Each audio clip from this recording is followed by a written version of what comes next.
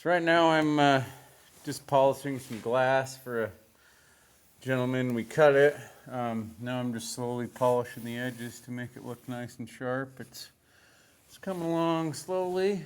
On this one I've done like my first round of polishing. You can see the edges looking pretty sharp. I still gotta touch it up a little bit and clean it up, so it's a slow and steady process. We started with 80 grit, and then I went to 220, then 400, and now I'm actually using a cork pad to polish it, finish up everything, the final touches. So it just takes time.